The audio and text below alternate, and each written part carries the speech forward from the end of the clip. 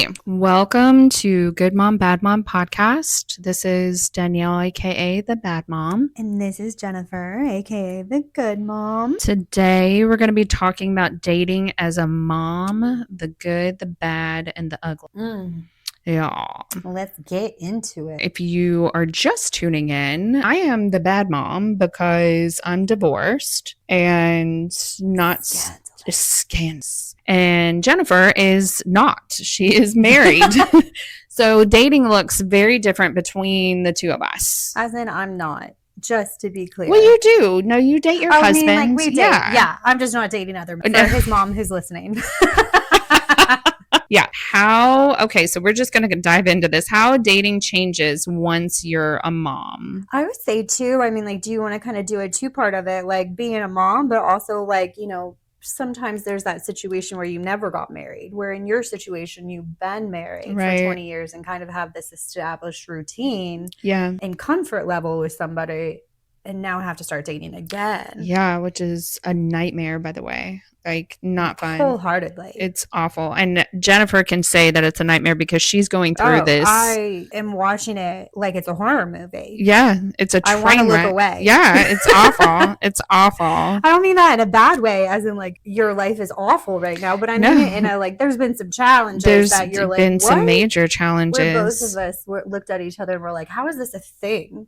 Yeah, and I think too, and I feel like dating now post-divorce is much different than 20 years ago. I mean, like the culture anyways is, but like me, I'm different because, you know, I did a lot of healing and I did a lot of work on myself and all that kind of stuff after the divorce. So me going back into dating, it's like I'm like a brand new baby bird in dating because I don't know what it's like to date, but being like who I am. Under the assumption that the rules are the same that they were when you originally started. Yeah, and that's when the culture comes in, and it's a nightmare. And that's where both of us have the culture shock of like, oh dear Lord. Yeah, I think if anything, like my dating experience just strengthens your marriage. Yeah, I'm like, I will do anything to stay in here. Yeah, it's wild out there. Yeah, it is. It is. Which I know this is kind of off topic, but it does point into the fact of like you had to overcome some things because it is easier to stay sometimes. Like even like you said just now of like us going, you know, your dating strengthens my marriage. Of like there's a legit reason why a lot of people stay in their marriages versus like taking that step of like, hey, you know, it's hard to do and I understand I'm upending everyone's lives and putting myself in a position that's not favorable as well. Yeah. So it's obviously serious. Mm-hmm. I've lost my point, so I hope I find it soon. We were going somewhere.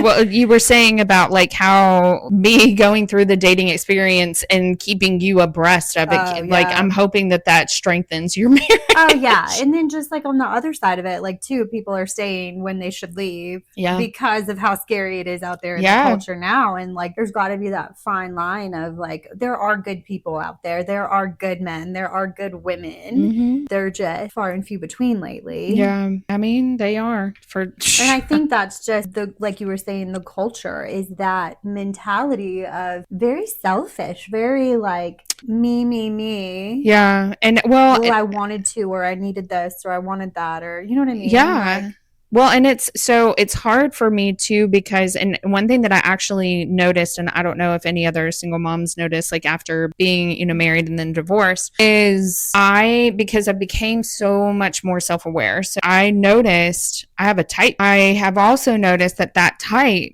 was who I was before. So like going. Oh, so like you're still looking for the same men. Yeah, 20 years ago. Yeah, like I think. Well, not necessarily that I'm looking. Like I still feel like I'm attracting. Oh, I got you. That, and so, which I don't know, it might be a sick way of the universe being like, "Hey, did you pass your test?" You know, kind of thing. And so I feel like, and there I think are even more layers on top of yours. Yeah, and so then you know, then what do you do? Because it's like, well, I'm brand new to this. Well, and you hear women say that a lot. Of like, I keep attracting the same guy. Yeah.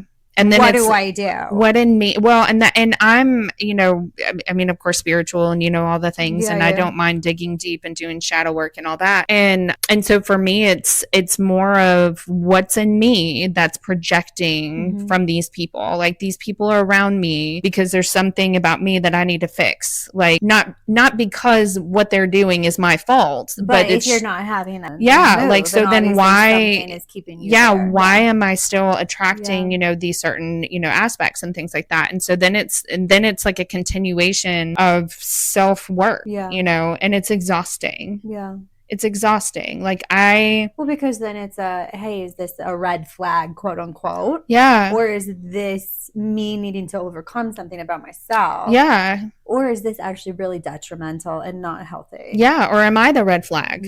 You know what I mean? Like, we joke about that sometimes, that I've Googled, like, in arguments of, like, how I behaved, and I'll Google it and be like, see, he was the wrong problem, but then, like, I'm the red flag through the whole argument of, like, wait, I was the one that was toxic. But I mean, but I think that there is something to wanting to be aware of that, and like, and taking responsibility of being that and everything. But I don't know. Do you feel like, just in this, like, we were talking about culture, and like, I feel like culture has gotten very spiritual as well, like, overall, and just general of, like, people talking about how, well, I need this and I need this, these are the wants, and it's kind of outside of core values. It's much more of, like, the extra, the bouginess, I guess, not necessarily what you need as a deal breaker, but the fluff, let's say. But then, like, people are leaving relationships because that fluff wasn't met. How do you feel about that? Do you feel like there's an overhypeness of this entitlement of, like, oh, I need this in a relationship to be okay? Or do you feel like a lot of that is warranted?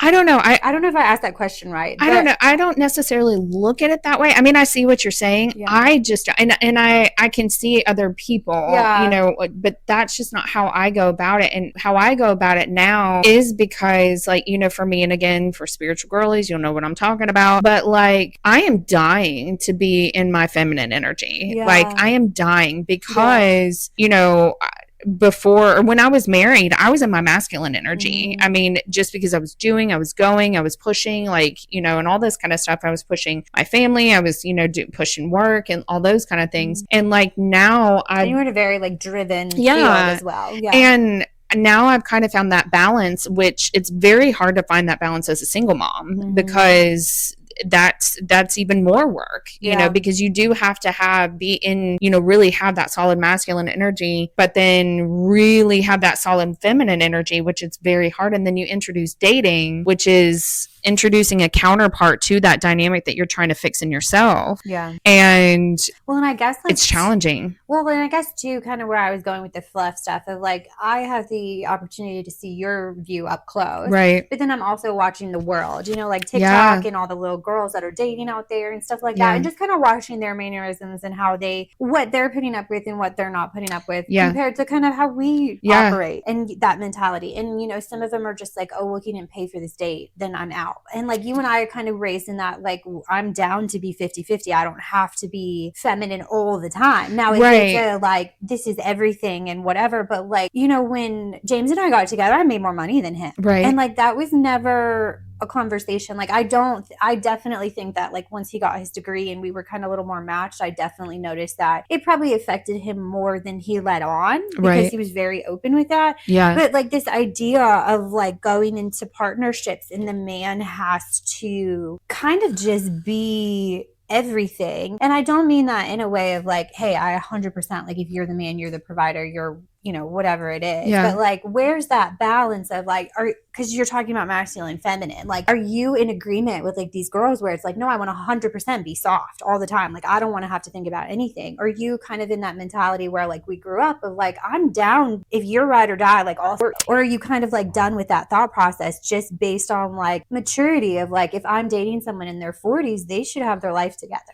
I think for me, the best way that I can answer that is that I have ceased being rigid about either side. Yeah. So, like, like. So like more connection based. More connection based. What you bring to the table. But like it's like you and I had a conversation the other day about like when it comes to dating and things like that. And like, so for me, if my significant other is struggling over something, you know, like financially, like, hey, I'm, you know, going to be short on this, this is or not like a freeloader situation. No. This is like an established relationship. Like, yeah, like you're building a life together. You're building something together. I see that person is struggling, or like they're talking to me about how stressed they are and everything. And I have the means to help alleviate that a little bit. 100%. I would do that. And I don't care that I'm a female, you know, if that is what, and I'm wanting to build a life with somebody, like I don't want them to struggle. I don't want them to hurt. And I think you hit the nail on the head of what I was trying to get to, of like, there's no balance on one side. Right. And then on our side, there's more give, but then is that too far giving? Yeah. And so I think it's just that, like you said, is like, if you're trying to build a life with someone, then that someone's problems are now your problem. Exactly. And I mean, and I think there was like even a trend about it on TikTok of like wives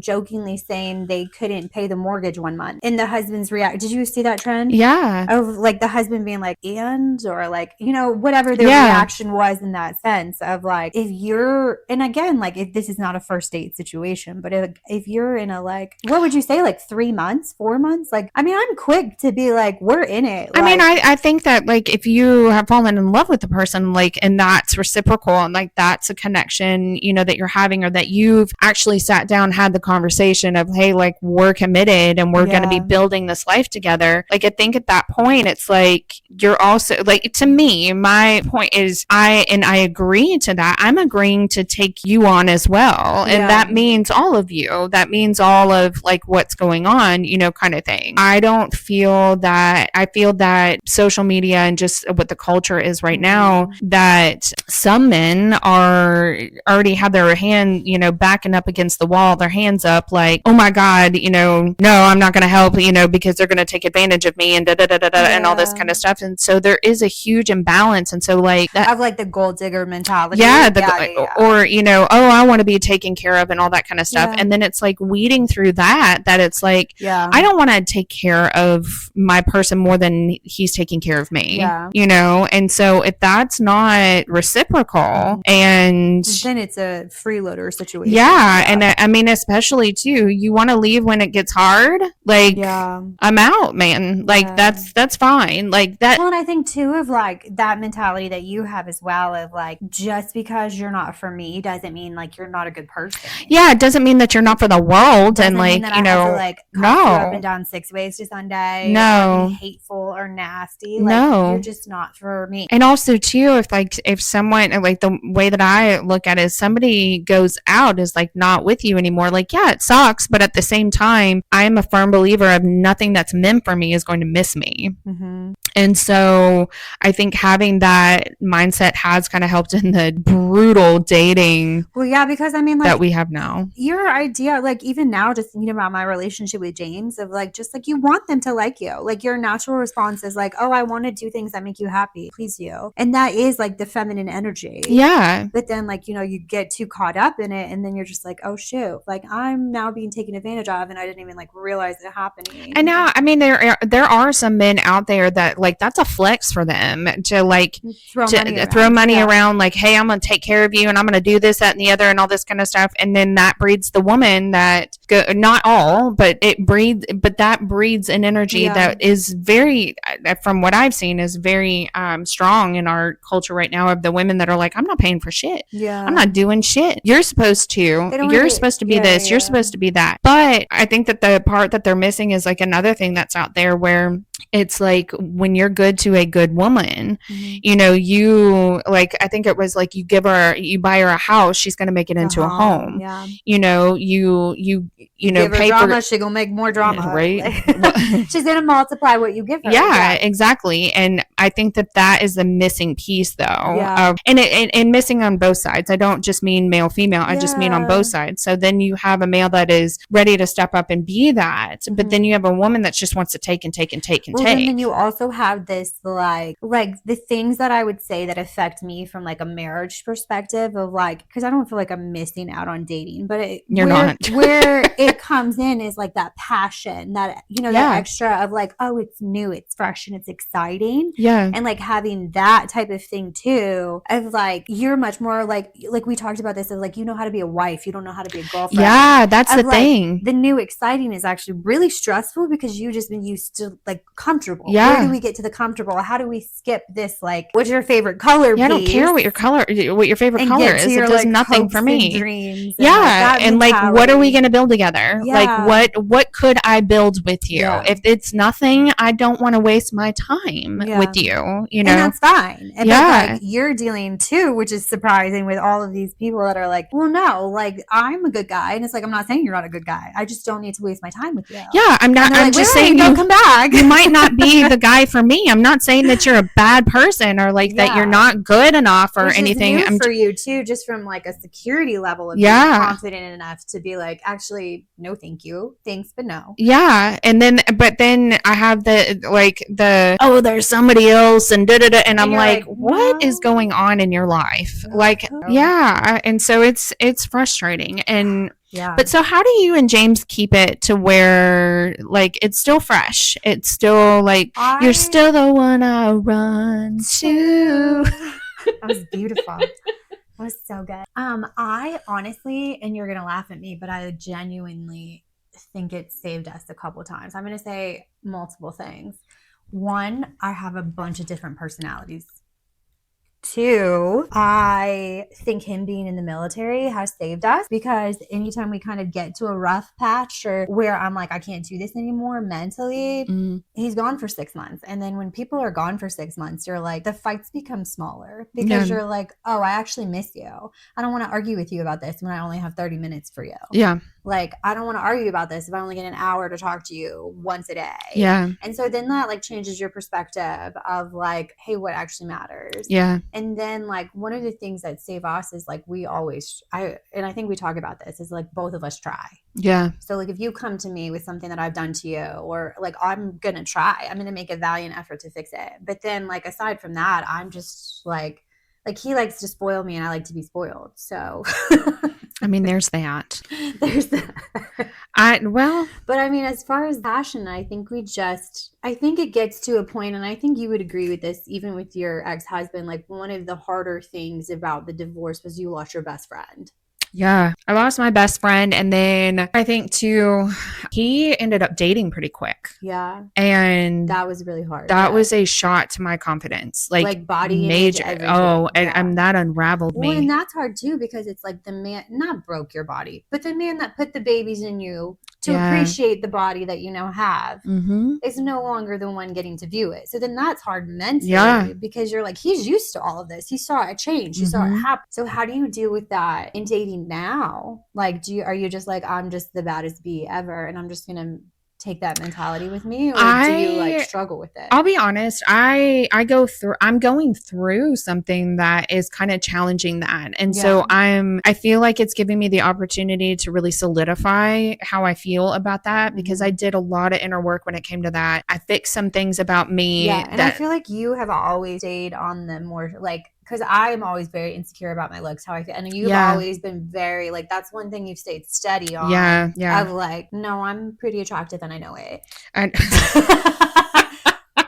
I mean, well, and this is, like you said, but then when I'm not, first time I've seen you waver in that. Yeah. Just like hormonal changes happening. Oh, for sure. I don't know how to make my body work right now. Yeah. And I think too, like then introducing someone in, like, so after the divorce, I, hit that horrible, just like dark period where I was really brutal to myself and everything. And so then I built myself back up. And so now then to add dating into it has been hard because again, I think that that's where like a little bit of my toxic comes out, where it's like, I want to be assured. I want that assurance constantly, like being told you're pretty, or just like, I mean, you're the end of the world. Yeah, like, yeah. So like when people say love bombing, like love bombing works on us. Oh, yeah. 100% believe that people feel that way.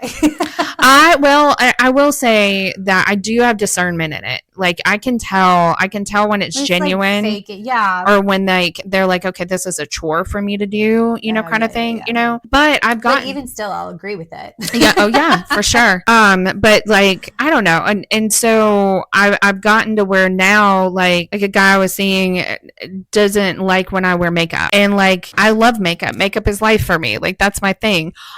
Although I appreciate and like that he is open enough to say to me that he likes me naturally. Like I like that. Yeah, but to be told like don't put it on or things like that. Yeah, or like wash your face before you see me or like something like that. It's just kind of like, yeah, I'm not gonna do that. Like if I think about it and I have a moment, my feelings a little bit. It doesn't, not in a way of like go home and cry about it, but I feel like it would have been like oh yeah, I think, oh, I don't love that, but it's just like but it's not a breaker. It's not a deal breaker for me, because I'm not going to take my makeup off if I don't feel like it. If I think about it and I'm in a position where it's like, okay, well, I know I'm not going to do it, then I'll take it off. But other than that, like, I'm sorry. This is me. This is who I am. I like being pretty, but I appreciate that you don't necessarily like that look. That's totally fine. Yeah, you're allowed to not like it. But at the same time, you did meet me when I had makeup on. So there's that. Obviously wasn't a huge problem. Yeah, absolutely. So what's next? Finding time to date, work, parenting, life. That alone would probably make me give it up. Yeah, it's you kind of have like you're in a position where you're not full-time single mom. You get week on, week off. Yeah. So you do have a little bit of like a week. But other than that, I mean. But even so, what's hard is that I don't always want that amount of time, because again, like, so I have a very strict rule about if I'm dating somebody, I don't want my children to meet them for at least a year, because I think a year, that person is stable enough to, I mean, especially for me, like they're a stable figure in my life enough, because I mean, me, I will absolutely ghost somebody real quick. And, but like if you've made it a year, like you've become a figure. Chances are you're going to be here for at least a couple more months. Yeah, right. And so, but being a mom is a big part of my life, and so it's transitioning. It's hard that it is a transition from being mom and then being a mom for a week and then not having them. It doesn't mean that I'm not a mom, but I don't have them. But then you almost like switch personality. Yeah, and that would be because it's such a short amount of time to then turn mom back on. Yeah, or turn mom off. Yeah, you're like halfway through the week before any of that. Yeah, and then having that person, and then being ready to have that person like be introduced to that, because then it's like that's a whole new set of anxiety, because it's like you haven't seen this side of me, and this is a huge side of me. This is a huge part of who I am, being a mother, and so that just brings and I mean, honestly, guys, I haven't introduced anybody to my kids, so like stay tuned on that. but that is something that when I think about that is an anxiety of like, ooh, okay, like you like this side, but this is also just as big of a side of me. Yeah. And so, but I think that's why it's so important for that distance to be there. Yeah. So, but what about you? You guys date each other. Mm-hmm. You guys go on your Friday dates? Yeah, Friday night. It depends on, what's going on, but typically we're fortunate that grandma and grandpa live 6 miles down the road. Yeah, for sure. And so they typically get them on the weekend, at least one night, if not longer. Sometimes we get the whole weekend to ourselves, but then we do a lot. We were kind of talking about that today, that it's just easy to just kind of spend time with each other. Yeah. And it's just like, I don't know, it just flows. Let's see. Oh, yeah, the dating apps. Where are you dating? There's not on apps. We found something kind of fun one time. We never fully did it because we couldn't figure out how it worked. But for a minute there, we thought it would be fun. Oh, yeah. I weeded out some people for her. Mm-hmm. So Facebook had this dating thing where I basically could like swipe for her. Mm-hmm. And like it was me swiping, so they knew it wasn't her. And it was like set up as like a this is my best friend account type of thing. Yeah. We had to tell James. James. Yeah, we had to tell James, like, and he thought it was funny, but then we could never figure out how to make it like link correctly. Yeah. But then there's other stuff. What are other sites? Man, I did Tinder. Match.com. Is that still a thing? I don't know. Oh, probably, but I have not done that. I used to see commercials for that. Yeah. I've seen them one day. I did. Now they're all for like pills that kill you. Oh, jeez. I did Tinder for 2 days. I had 2,000 notifications, and I was like, no, and I immediately got rid of it. Oh wow! Yeah, it was insane. Like, and I wish that I was blowing that up. I'm not. It was so annoying. It was like my phone was like a casino, and I saw it was baptized by fire for sure into the dating world at that point, because that was the first app that I got, and I was like, oh my god. And then messages, everything, just and when I say everything, yeah, like I think I would have loved that. I mean, can you imagine not being in the dating world for 20 years and then being thrown in, and that's what I'm thrown into? Like, it was terrifying. Ew. And so the guy that I'm dating now, like that, even that, like by the time that I met him, I was already like, no. Like, actually, I'm not dating. Yeah, anymore. the night that I met him and all that kind of stuff, I was out with my girlfriend who never gets to go out because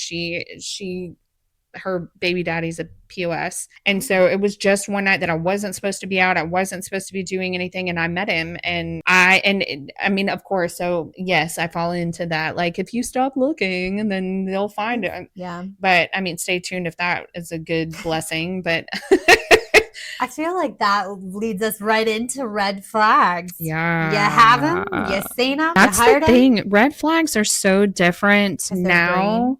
Because they're pink. They're pretty. Because they're maroon. They're not. We have the red flags. Yeah, right. Yeah. I don't know. Like, red flags. I mean, there's the obvious ones. He yells at you, doesn't talk nice to you. Yeah. Please stop dating them. Yeah, no. My big thing makes you feel bad for having feelings. Yeah. My big thing is, how do you feel when you are with them? Like, how do you feel? Like, take yourself away from like all that. Are you calm? How relaxed? Are you feeling? Do you feel safe? Yeah. Like, do you feel seen? Do you feel heard? Like, that do you feel irritated? Yeah. Do you have indigestion? Read the energy. Hasn't there been stories about women who their body has literally rejected a man? Yeah. What? I'm thinking of a specific one where the girl got hives every time she was around him. BV. That apparently in some of the spiritual worlds, people will say that is your body's way of saying rejecting that person. The thing. Weird. Yeah. I feel like the hives would be for sure. How do you even figure out that person is giving you hives? I mean, when you're around them and then you don't get them. I guess you got to ask someone who doesn't normally have hives. Yeah, because I itch all the time. How would I know? What if it's you this whole time? I don't know. I mean, I'm trying to think of other ways.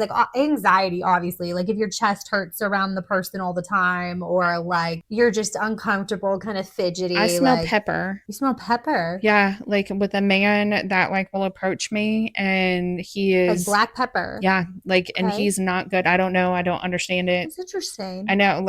He will smell like black pepper to me. Typically, the hair on the back of my neck stands up. But that's usually attractive to me. I cannot see what I mean about the red flags being green. No, it's not and people have said butterflies in your stomach's red flag. Yeah, that's apparently your nervous system telling you. Yeah, I don't know how I feel about that, because I feel like I'm nervous doing hard things anyway, but they're good for me. The guy that I'm dating right now does not give me butterflies, and I think it's a good thing. I will say James' neighbor gave me butterflies. Yeah, but I will say and I don't know, sorry, intimacy wise, I'll get butterflies when we're, you know what I mean? Yeah, well, I think there's different versions of butterflies. Yeah. If I one thing that I will look at is if I have any signs of anxiety in my body, like my chest hurts, or I'm getting jittery, or I'm before I'm about to see that person, it's a no. It's a no. Yeah. But I think nervousness and butterflies, not necessarily. No, but for some people like me, they can kind of feel like the same thing, And then again, and then you overthink everything too. Anyways, so then we're gonna talk about it anyway. Yeah. So it's hell being me. And we're gonna be right back here being like, oh man, I don't know. I don't know what to tell you. Yeah. I mean, and I think that, like, I don't know. For me, a red flag is pet names quick. Like baby? Ugh, don't do that unless we're... You don't... I call you pet names. How do you feel about that? But yeah, but we're established. I know, but I call like I will pull a pet name quick. See, if a woman were to call me honey and I've never met her... I call you Boo Bear. Yeah, like... that doesn't bother me. I'm talking about people that I don't know, and they're like, oh, honey. And I'm like, I'm about to start swinging. I just want to tell y'all that if Danielle dated me as a man, she would hate... Like, she would never, ever get into a relationship again. But for some reason, I don't annoy you. Yeah. But if someone else has the same traits as me, like, we could be the same person, that person will annoy you. I don't know. You can't say that there. That's only on females that are like you. We don't know if a male were that way, that I'd be that way. But yeah, females. You're talking to one who's pretty similar. No, I don't have any problems with you. I honestly cannot say a time where I have gotten tired of you. That's my point. Like the person that you're dating. Maybe you're ruining my dating life. Yeah. Because you're in a full relationship with me. That's what it is. This is getting just weird now. Awful. Funniest, worst, or most awkward date stories. Ugh, man. I don't really have date stories. Like, I dated in high school and college, and they married James when I was 21. Yeah, I have some off the wall ones. I met him at a bar playing karaoke, and he called playing karaoke. It was a karaoke bar. We were playing pool, not playing karaoke. I'm so sorry, I had a stroke. And he called me Jessica the whole night. Oh my God, I forgot about that, and that's made me angry all over again. Why would you do that? Damn it, James. And then thought it would be cute, like thought it would impress me. Legitimately thought it would impress me to down a pitcher of beer in front. And then walked me to my car and asked me where I worked. And at the time I worked at like Express in the mall. And I was like, this man's never gonna remember, just down a pitcher of beer. Yeah. And called me Jessica. I was like, good night, Jessica. And then showed up the next day at my job with coffee, which I don't drink coffee, but he tried. So. Oh, that's nice. Yeah. I didn't know that part. Yeah, showed up at and I was still in the outfit from the night before. Oh, okay. And he brought his mom. What is happening? They were shopping, and he was like, yeah, this is my mom. Who used to be a street cop, by the way. Oh, my God. I was terrified. I literally had my hair, like, in a bun because it was, like, still smelled like cigarette from the night before. Y'all, I have got my life together since this. This is just some young stories. Yeah. But, yeah, no. And then he asked me out, like, for... I've had... I think more of my dating faux pas have been... After the date? Well, no, like, it's just more of, like... No, I didn't mean, like, after the dates, as in, like, later that night. I meant, like, after you were already in a relationship with the faux pas. No, in all honesty, no. The men after, like, post-divorce have, like, taken the cake, man. I mean, do you remember that guy? I had one guy that I was sitting at a bar, and I was going, like, once a week whenever I didn't have my kids, and I was just going as a very chill atmosphere, you know, the kind of thing. And I had taken... your Caesar wrap? No. This was the brewery that I used to go to. And so I had been at a concert at the I had been to a candlelight concert, and a little date that I take myself on every now and then. And I had done that. So it was all like, you know, I dressed to the nines doing that and all that kind of stuff. And so I just went and I was going to have a beer and everything. And this guy, he was very nice and all this kind of stuff. And I noticed little things. Like I'm probably the most annoying person for men nowadays because I notice things. I notice shifts. I notice tone shifts. I notice just the little details. So this guy's talking to me and he keeps flipping his phone and all this kind of stuff. And every time he does, the screen comes on and everything. And it's him with another woman and kids. And I'm just like, okay. And he was really nice and, you know, all this kind of stuff, like wasn't inappropriate with me. And so, and I have that too. Like we're married. You can just like talk to people. Yeah, like I can talk to people. But now seeing that, like my boundaries and my walls are coming up because there is nothing more unattractive to me 100%, than a man that is attached. And I mean, married, girlfriend, like if I find out you have like a roster, because I'm not an option. I'm the choice, period. But so anyway, so this guy, and he was going on and I could tell that he was starting to like come on to me. And I was like, all right. So I tabbed out. He went to the bathroom and I snuck out. That man ran out of the bar, and it's like a dark street, one street light. And he was like, hey, give me your number. And I was like, what is happening right now? And I thought, I don't know anybody. There's nobody else on the street or anything. And I was terrified. And so I am a serial number giver. You really are. God, you guys act this isn't just men, by the way. This is just people that just don't need to know where her shit That is not entirely true at all. No, it's not. Not entirely. I learned my lesson that once. I really did learn that lesson. Anyways, so what was I supposed to do? So I gave him my phone number. You're supposed to say your screensaver is of your wife and kids. Go call her. I was on a dark street. This man was like 6'5" and had like 300 pounds on me. That's the difference. Like that situation, I would have been confrontational in. I would be confrontational if I was not the only one, and we were not the only two in the street. And so, anyways, I'm sorry. I'm so sorry. So I gave him my phone number, which people had said, well, why didn't you give him the fake one? Because exactly what happened. But he immediately texted me and to see if to make sure that my phone went off and all this kind of stuff. Which the guy that I'm dating now, he did the same thing to me, where he immediately called me to see if I gave him the wrong thing. And so it was a nightmare. And so then he was like calling, and then I had mentioned in our conversation over the course of the night that I was going to come back the next night or whatever. And the next day he was like, when are you coming? When are you coming? Well, me and my friends are here and we're wanting to leave. And I'm like, dude, do you leave? Like, I don't know how to help you right now. And so I ended up having to block him. Yeah. And so, And then the other ones, I've had men that want to give me their entire sob story. And I'm thinking, this is baggage I'm not picking up. Yeah. And so that guys who just, I don't know, like, it's awful out there. It really is. I hate the game. I'm like sitting here just like, oh my God. Yeah, like I hate the game for sure. Doing this? Well, and that's the thing too, is that, and people are like, well, it's not a game, and da-da-da. It absolutely 100% is a game. It is a game. Mm-hmm. And it's unfair and it sucks and all the things. But it's one of those where I feel like I am in tuned enough with myself that if it doesn't work out, like our values or like whatever isn't meshing, you're not an asshole because of that. Yeah. It's not in sync. It's okay. Like we don't have to be mad at each other about it. We don't have to post on Facebook about each other about it and all this kind of, it just doesn't work, and that's okay. And then we move on with our lives. Like it doesn't mean you're not sad. It doesn't mean the emotions for sure. But again, if you feel that you are having this reaction, then you are expecting that person to fill voids they had no business filling for you. Like those are voids you need to fill for yourself. Interesting too, because like some of the stuff that we say we need in a relationship is just because we haven't healed. Yeah. Like, and it's not the other person's responsibility. Yeah. Like telling me I'm pretty constantly, like that's toxic as fuck. Yeah. Like it just is. Nice. But it is nice. It is. It's very nice. It's very, very nice. Yes. That's the other thing about being in a relationship with somebody or dating somebody is figuring out their little isms and things. And are you okay with that? Like, are you good to step up to that, kind of thing? And so if the answer is no, then what are you doing? What are you doing? What are you doing? What? But I don't know. I'm trying to think. There's so many red flags. Like, it's almost like, let's start naming green flags. That's a shorter list because red flags are freaking everywhere. Like people who are good with animals.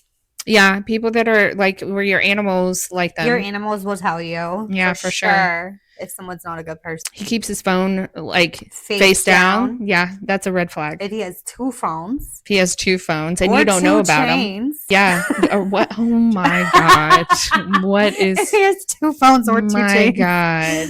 I told you I was keeping it G. And then I don't know, for me, and I'm so hyper about this, of like any shift in tone or like if you're blowing me up all the time and then all of a sudden you stop, I'm immediately like, what's going on? Like, I don't need you to do that. But if you have been consistently, like whatever you're consistently doing and then you change it, I'm immediately going to feel that. This is probably like a frowned upon suggestion in dating. But I'm coming from a place as a mom with two daughters and a best friend who I let talk to strange men. I run background checks on everybody so quick. It's a red flag when they get upset about it. It's a red flag when they don't pass. Yeah. And it's not so much of like, I need to know your grandma's history. It's just, I need to know you're not going to kill me in my sleep. Yeah. I need to know you haven't molested this 6th grade girl down the street. Yeah. I need to know that you didn't beat your ex-wife. Like, And there are things that are happening in today's day and age that are like, there's more access to people than ever before, and people lie more than ever before. And which is insane to me. Which is insane. Like, we can find out. Yeah. Yeah. And so I don't think that it is. I do think it is a toxic trait. I do think you should go into a relationship and find out about people naturally. Mm-hmm. But if I do it and you don't know about it, then I sleep better at night knowing that, at least. And I don't need a lot of information to run it. Like, I just need a phone number. Yeah. I mean, like, I don't have to get people's socials or pets' names or things like that. Yeah. So just like that extra level of protection of like, hey, I know you're not with a serial killer right now. Yeah. Which you might still be. Which, again, like, is not foolproof. Yeah. Like, they could not have been caught. Yeah. But it's just an extra level. Yeah. Of doing your due diligence, I guess. Yeah, for sure. But I think at the end of the day of dating, you need to date yourself first. Like, I 100% agree with that. Like, especially after something as detrimental as a divorce, because like you don't 20-year long one. Yeah, like a relationship, you're not the same person. So like, date yourself, which is what I did. I dated myself, and now I will say that now she doesn't want to date anyone. Yeah, I don't. She dated herself a little too well. Yeah, I did. I mean, and because it's difficult, and I mean, with you, because you're getting their baggage, and it's like coming out of a divorce and all that kind of stuff. It's like, I don't want anybody else's baggage. You also kind of take things about yourself that you didn't like about yourself in your marriage. Yeah. And you're like, hey, I want to do this better. Yeah. I want to respond better in these scenarios, or I want to respond better in these situations when they arise, or disagreements, or whatever it is. And so then it's just kind of like a practice for you as well, if you're like, oh, I actually hated being calm and collected. That was awful. Yeah. Yeah. But it's a learning experience about yourself. Yeah. Too. And I think, I think definitely just being in the dating world, it has helped me really go face to face with myself and my abandonment issues. Well, and your demons too. Well, I guess the same thing.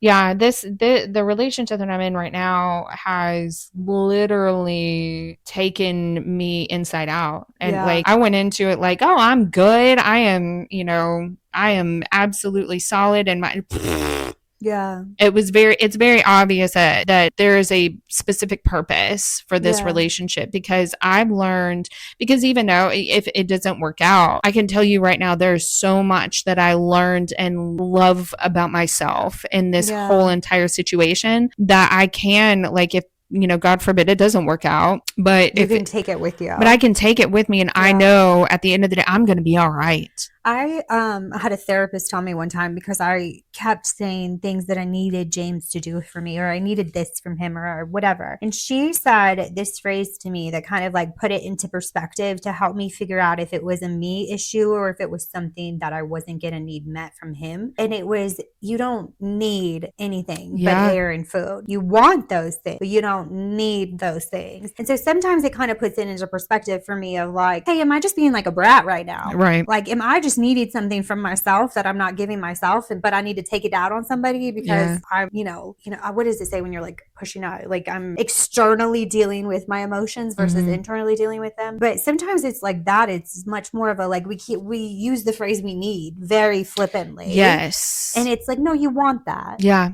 But you don't need that.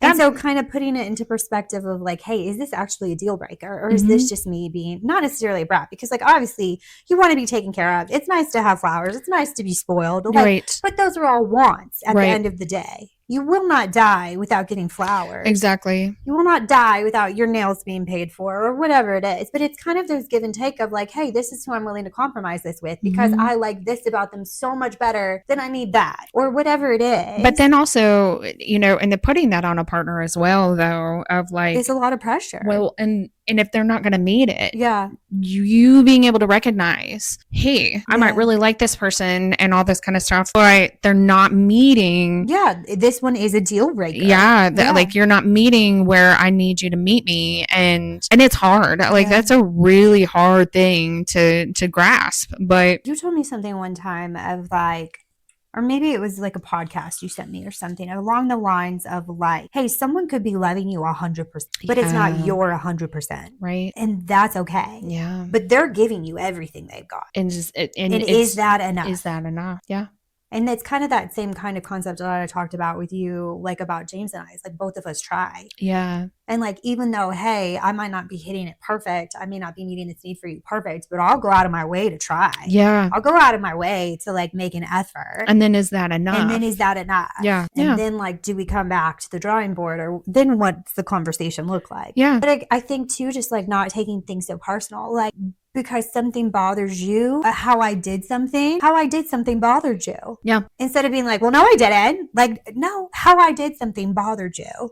Okay. Are you willing to change that? Yeah. Like, or is that something that you can live with because I'm not willing to? Yeah. And then there's just, again, now we're back at the drawing board. I can live with it. I can't live with it. Yeah. Where do we go from here? Well, and so, I mean, with the want and need thing, so for you, would you rather be wanted or needed? We ironically had a conversation about this today, because we'd said that our toxic way of loving is, my way of loving is obsession and his way of loving is possessive. Mm-hmm. And so my way of loving you is I become obsessed. Mm-hmm. And now it's like this clinginess, it's this neediness, whereas his way of loving is possession of like, you're mine. Mm-hmm. And so like just that version of like, and I'm like, I don't know, because like for me, if I'm loving you with my obsessive love, I would say I'm needy. And like, do I want to feel needed in that capacity? But then from like an anxiety perspective, for me, feeling needed puts pressure on me. Yeah. So I'm like, I think I'd rather be wanted than like life or death to someone's survival. Yeah, I think that... Like, I want to know you can live without me, but I don't want you to want to. Yeah.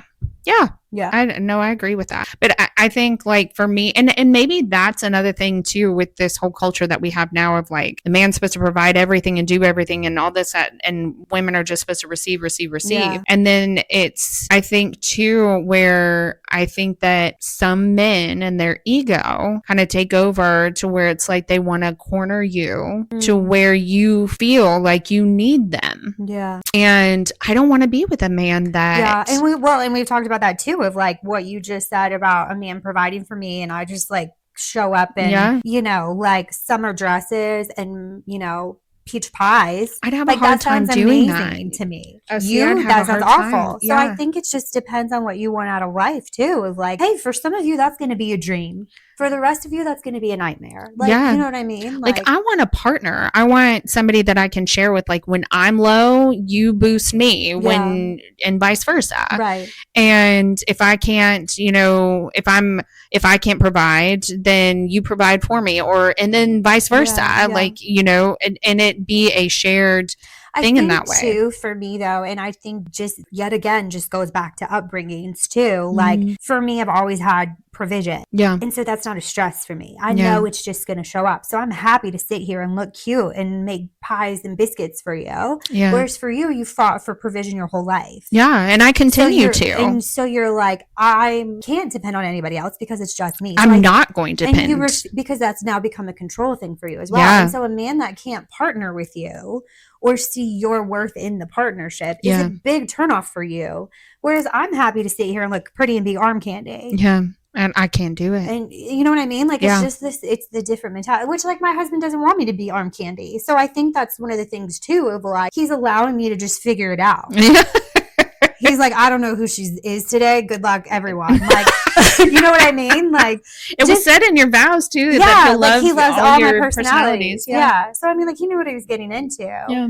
But like that, having that for you would be like, you need someone a little more rigid and structured too. Like, whereas I'm like, I want to be free for all. And like, I mean, I will say that I do want the ideal man for me is that I don't have to think around him. Yeah. I can shut my brain off. I know that I'm safe mentally, physically, emotionally, and I don't have to. And like, that's the other thing too, is that I know about me. I haven't had that yet. And I think that what's scary for me in that situation is that I know that I would move heaven and earth for a man like that. Yeah. You know, like I would, because again, it's like that thing of, you know, you give a woman a house, she's going to make it into a home. Like, you bet your ass that anything that you give me, I'm going to multiply. And I haven't gotten that yet. Like, I haven't gotten that I haven't gotten that feeling with a man yet. So it's difficult. And especially like take what all the red flags are now and how the culture is now. It's a nightmare for somebody like me, especially where I'm Who wants to be a wife? Yeah. And because I mean, you can ask my ex-husband. I was a terrible girlfriend. I am not good at being a girlfriend. I would have to agree with you. I think I'm a very jealous person. And I feel like as a wife, I'm much more settled. And I'm like we joke all the time. There's this girl at our Starbucks that hit on him today while I'm sitting next to him. And I'm just like, I encourage the competition. Like, bring your best shot. Like, I know he's not going anywhere. But like, see, as a girlfriend, I'm a nightmare. And I think that's another point too, is I haven't ever felt that with a man where I could just sit and know he's not going anywhere. I think we've talked about that too. And like, I'm going to say pause here because I don't know how much you want to like go into. It doesn't bother me. We've talked about your mentality going into relationships of like you kind of under the assumption they're not going to be faithful. Yeah, because I don't typically come from that. Yeah, and that blows my mind because I'm like, he better be, or he's not going to have a reason to not be. Well, like, but then that also kind of goes back to what I said before of like me being who I am now and growing where I am now, but still being attracted to the ones that I was before. Of like, why is this still a thing? Like, kind of full circle now. Of like, where I'm just kind of like, why am I still attracting these men that, you know, and that's another thing. So any psychiatrists out here that want to chime in, I mean, well, for me is that, you know, I've never been able to find really good advice because people, you know, the immediate advice is, well, you know, you need to love yourself. Well, I do. Yeah. Well, you think that you're not worthy of that. Oh, no, I know that I'm worthy of having a faithful man. You know what I mean? So so that's where I'm stuck, where I'm like, do you think it's more of because like I find that we sink back into this sometimes of like we just get tired? And sometimes it's easy. I do in certain arguments that I'll have with, you know, the person I'm dating. Like just going with that person versus like, oh, this isn't. No, not anymore. Yes. Yeah. So I have been that before. Yeah. Now, no. Yeah. Now I've tasted enough. Yeah. And then actually being in a relationship with somebody now, no. Like, because I am at a point where if this doesn't work out, like I really, truly am not interested. I mean, I'm just not. And who I am and what I'm wanting to do in life and how I want to live my life and things like that. I've done the dating thing. I've given it the old college try. Like I've really tried. And so it's not based off of this relationship by any means. It's the collective and where I'm just convinced at this point that, you know, if this it's a lost cause. Yeah, like if this relationship doesn't work, not putting pressure on the person I'm with. Yeah. But I'm just saying, like, I don't have the needs. There's no plan. No, there's no plan B. Yeah. And the plan B is me. Yeah. I mean, that's the plan B is just me. And that's okay too. Yeah. And I think that kind of drives the person I'm dating a little bit crazy too, because it's like, I think that they are used to people needing him where I don't. Well, and again, it kind of goes back to the would you rather be needed or wanted? Like, yeah. And I mean, needing comes with responsibilities. I now need to provide something. I now have an obligation to you, I feel like, is what needing entitled. Well, and I think too, I mean, like you said, possessiveness. Like, I love that about a man. I is our, like, we're happy to be possessed. Yeah. Like, wait, that sounds wrong. No, we're not. Oh my God. Demon, stay away. Oh my God. No, to have a possessive man. Yeah. Like, that is 100% a toxic trait that we're both like, sign us up. Yeah. And I mean it and not in a way of like, I'm tracking your car mileage and I saw your tread was wore down an inch and where just like life. He has the attitude of like, you're mine. Yeah. But the caveat to that is, for me at least, you're mine and I'm going to take care of you. Yeah. 100%. That's where I'm at. Like, not just the you're mine and that's it. It's the you're mine and I'm going to take care of you. Yeah, you're mine to provide for and treasure and appreciate. And protect and all the things. All the things. Yeah. And so, and I think, well, and that goes with another thing with red flags. I think a lot of men talk nowadays. Well, it's easy to say things because most women aren't even wanting to be around long enough to see if the words match the actions. Yeah. For sure. Because I think just as bad as men have gotten, women have gotten just as bad. I mean, like, I don't know, like, what I would be like in a relationship now. Because I think, like you said, like, I'm so set in my ways of, like, I think I would be the toxic person.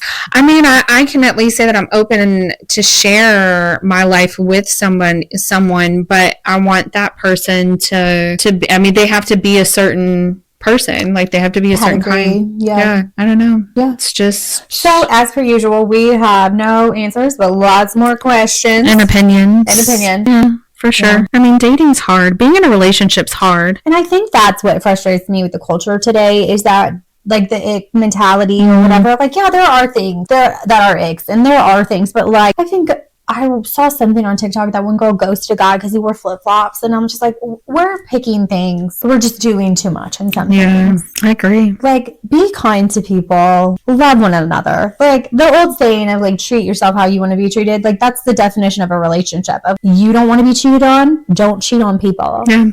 You want to be taken care of, take care of the other person. Yeah, because I feel like, too, you don't want to be screamed at, don't scream at people. I feel like people project a lot of, like, 100%. What you're not, what you don't want in a relationship, trust me, you're projecting onto your relationship. Yeah. Like, you're so scared of it and everything maybe that you project. Why. Maybe you just answered your own question of why you keep attracting the men. I mean, I guess, but I'm not a cheater. No, but maybe, like, it's more of you have a fear of committing or giving someone the power to hurt you like that. Therefore, you attract the people that you know you're not going to get attached to mentally. Yeah, and I think that's too is, like, I don't feel like I've been able to 100% let somebody in. Yeah. And I think it's a subconscious of, like, because if I ever meet that person, they'd ruin me. Yeah, for sure. And I'm not allowing that. Yeah, I agree. So I'm just gonna figure it out at some point. Yeah. I mean, because it's... If not, I mean, like, cats are everywhere. We can just get you a bunch of cats. Yeah, no, I even told the guy that I'm dating, I was like, yeah, this doesn't work out. I was like, I'm going to start buying cats by the dozen. Yeah. Yeah.